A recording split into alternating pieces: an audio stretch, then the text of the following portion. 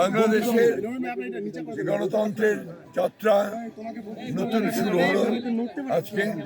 আমি আশা করি এই পথ মসৃণভাবে আগামী দিনগুলোতে মানুষের জীবনকে, বাংলাদেশের রাজনীতিকে, বাংলাদেশের অর্থনীতিকে সুন্দরের দিকে, তার অবশিষ্ট লক্ষ্যের দিকে নিয়ে যাবে।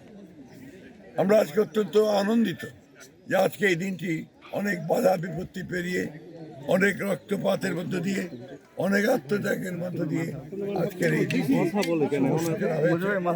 আমরা এই দিনটির জন্য অনেক ত্যাগ স্বীকার করতে হয়েছে।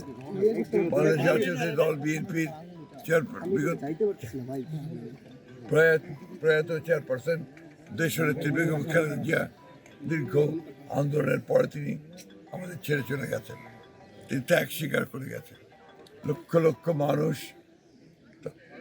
পুলিশের হাতে নির্যাতিত হয়েছে, গুম হয়েছে, নির্যাতিত হয়েছে, হত্যা হয়েছে। 24শে জুলাইয়ে প্রায় 2000 ছাত্র জনতা, কৃষক, শ্রমিকরা প্রাণ হারিয়েছেন।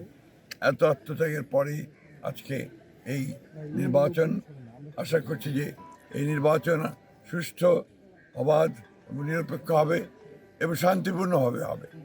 সকলের অংশগ্রহণের মধ্য দিয়ে আমাদের প্রত্যাশা এই নির্বাচন বাংলাদেশের জন্য একটা নতুন অধ্যায় শুরু করবে।